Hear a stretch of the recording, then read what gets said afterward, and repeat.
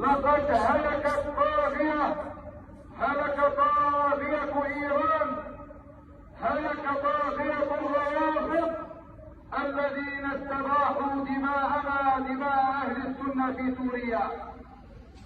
فحقا علينا أن نكبر الله يا أهل الكرم، كبروا الله على هلاك طاغية إيران. قل جاء الحق وزهق الباطل إن الباطل كان زهوقا. الله أكبر، الله أكبر، أكبر ولله الحمد. الله أكبر، الله أكبر، الله أكبر.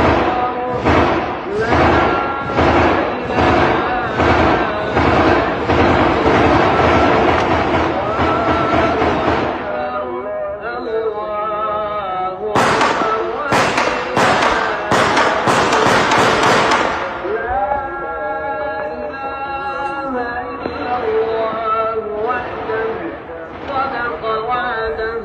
ونصر عبده وأعز جنده وهزم الأحزاب وحده لا شيء قبله ولا شيء Assalamualaikum warahmatullahi wabarakatuh. Apa kabar Coffeezen semuanya? Semoga kita selalu dalam lindungan Allah Subhanahu wa taala. Nah, Coffeezen semuanya, pasti akan ada orang-orang yang berkomentar jelek di video yang saya upload tadi tentang masalah orang-orang Suriah yang membela atau yang mereka berbahagia bahkan melakukan perayaan dengan terbunuhnya Ali Khamenei. Mereka mungkin akan menghujat saya, akan memusuhin, pokoknya begitulah, menuduh seolah-olah saya tidak setuju dengan inilah, tidak apa bahasanya. Bahkan mungkin mereka menuduh saya berkomplot dengan Mama Rika, mendukung Mama Rika. Enggak, sama sekali enggak. Kan saya ngomong, saya ini orang yang netral, melihat peta politik sebagai politik, kepentingan politik sebagai kepentingan politik. Saya tidak pernah berfanatik di situ. Enggak. Kita harus bisa melihat itu dengan mata kepala sendiri, dengan logika. Politik itu adalah logika paling pelin-pelan di dunia. Yang hari ini musuh besok bisa jadi teman, yang hari ini teman besok bisa jadi musuh. Lihat bagaimana Pak Prabowo dengan Pak Jokowi. 2014 musuh, 2019 musuh, 2024 saudara. Aneh kan? Itulah politik. Nah, Iran juga begitu. Di tempat-tempat Sunni, di tempat-tempat Sunni mereka jadi musuh. Contoh di Suriah, di Lebanon jadi musuh juga. Di beberapa tempat yang di situ penduduknya mayoritas Sunni, Iran itu musuh, ya musuh. Karena apa? Karena mereka adalah yang menjadi dalang dibalik pembantaian kaum Sunni di sana, di Suriah, di Lebanon, dan beberapa tempat yang lain. Tapi sekarang ada panggung di mana Mama Rika tampil bersama Extra Hell. Iran itu tampil sebagai orang yang menentang Mama Rika dan Extra Hell. Kemudian di situ, di tempat di mana panggung itu berada adalah di tempatnya Palestina gitu loh. Nah, Palestina sebagai panggung utamanya.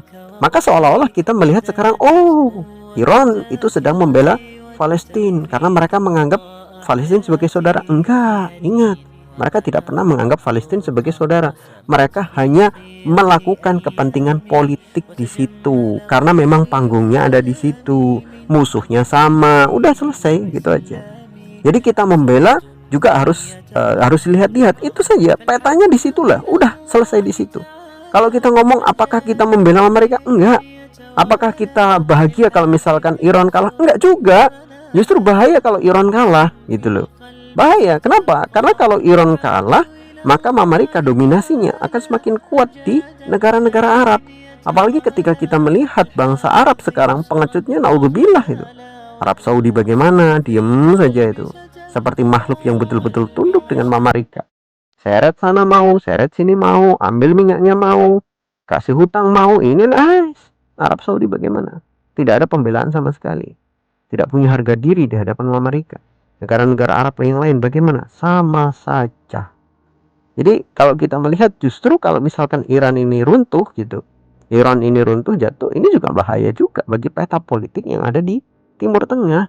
Amerika akan semakin congkak. Dan ini juga yang perlu kita lihat lagi adalah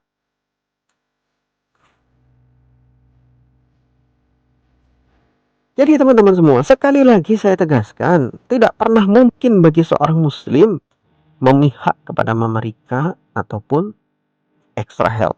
Tetap musuh kita adalah mereka. Yang kita dukung adalah saudara-saudara kita, baik di Palestina ataupun di mana Suriah. Cuman saat ini kalau kita berbicara masalah politik, yaitu tadi, memang yang sedang gencar-gencarnya melawan Amerika ya Iran gitu. Bangsa Arab memang lagi pengecut-pengecutnya gitu. Lagi apa bahasanya, bersembunyi di balik selimut gitu. Kita benar-benar kecewa kalau ngomongin bangsa Arab. Sangat-sangat kecewa dengan mereka ini. Bagaimana bisa orang yang mengaku Sunni melihat saudara-saudaranya yang sesama Sunni didolimi, mereka diam saja. Hadis-hadis Nabi kurang apa untuk membela mereka itu, sahabat-sahabat Nabi? Ya, jelas gitu loh, hadis-hadis yang direwayatkan dari Rasulullah, dari para sahabat dan lain sebagainya, menunjukkan bahwa menolong sesama saudara muslim itu adalah sebuah kewajiban. Itu kurang apa? Memangnya orang-orang Arab nggak ngerti hadis-hadis itu? Ya tentu ngerti, cuman kan karena mereka ini terlalu takut dengan Amerika, terlalu tunduk dengan Amerika, terlalu ikut dengan apa yang diomongkan Amerika. Jadi diatur oleh Amerika, ya manut-manut aja itu, seperti sapi yang sudah dicolok hidungnya, kemudian ditali dengan tali kekang, mau diseret ke sana seret kemari, udah nggak bisa berontak gitu. Bahkan justru malah sekarang bahasanya Arab ini kayak udah nggak peduli banget gitu dengan saudara-saudara kita yang ada di Palestina. Itu bahkan mungkin Amerika itu dikasih jalan sama orang-orang Arab ini, sama bangsa Arab. Ya inilah yang kacaunya di sini. Makanya kalau kita sering ngomong adalah kalau Iran kita itu yang kita benci, yang kita tolak dari Iran itu akidahnya. Ya, ingat akidahnya. Sedangkan yang kita benci dari bangsa Arab itu adalah kepengecutannya, bukan akidahnya. Kita dengan bangsa Arab adalah sama dalam akidah Ahlussunnah wal Jamaah. Tetapi kita benci dengan kepengecutan mereka yang diam saja melihat saudara-saudara mereka ditolimi. Sedangkan bagi Iran, sikap kita adalah yang kita benci, yang kita tolak itu adalah akidah mereka yang Syiah.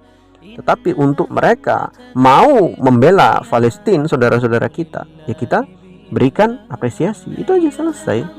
Udah cukup, nggak lebih dan nggak kurang. Sebagai orang yang benar-benar netral. Jadi jangan sampai kita terbutakan dengan fanatisme, apalagi sampai kita menghilangkan jejak-jejak masa lalu yang begitu gelap.